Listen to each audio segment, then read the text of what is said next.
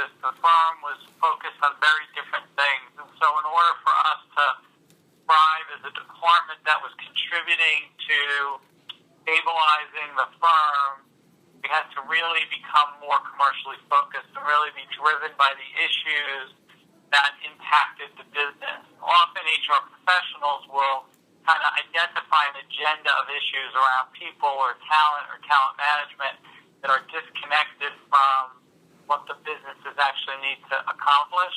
For one, we had to build a culture that was completely connected commercially. Secondly, in order to do that, we had to look at all the processes across the department that were really much more operational or clerical and figure out how to standardize them. And we actually outsourced them to a third-party vendor, with the idea being we wanted the HR staff here to be very focused on delivering at a strategic level around talent management. Mm-hmm. In terms of steps, I'd say, one, we had to really create a very concrete plan. Two, we had to identify partners externally who culturally were aligned with us, because if they were going to represent Morgan Stanley to employees, they had to feel like to employees they were talking to Morgan Stanley. Then we had to get the HR operating committee to buy into the new strategy. And then there was a lot of change management work being done and going out to the department, because a lot of the HR professionals really connected and associated their jobs and responsibilities with this operational work.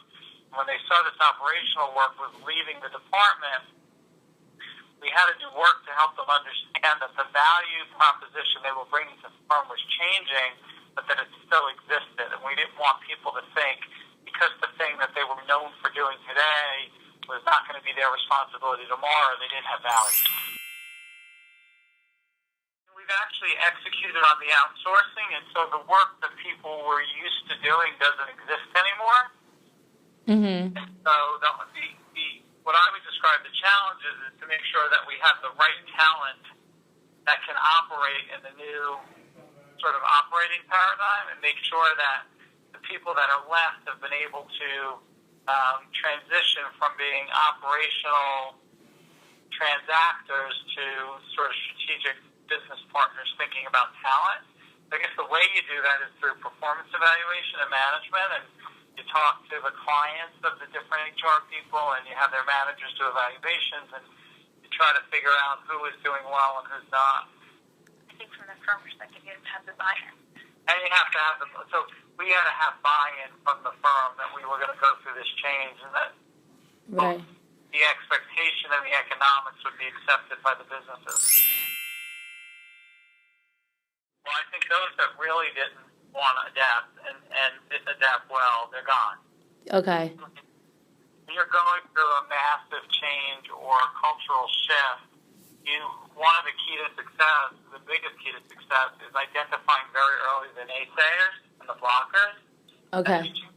The blockers, you can either kick them hard and they get in line, or they got to go, because if somebody in a position of influence is a blocker, it could really throw the whole shift out of whack. When Workday is functioning at its highest level, there will be an enormous amount of data on managers' desktops. Mm-hmm. So normally their first call to HR was, can you get me this piece of information? A lot of the HR professionals identified their success as their ability to deliver that information.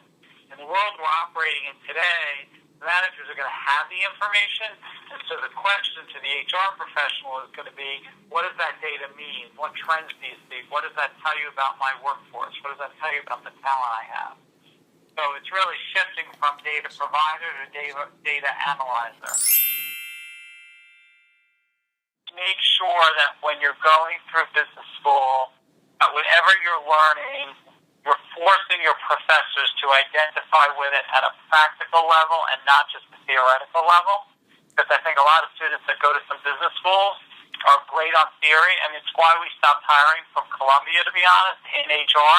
Like, people become so theoretical, they don't have practical. So I think encouraging professors and classes, and I obviously do a lot of work with Ross, to have guest speakers and really have an application of the practical world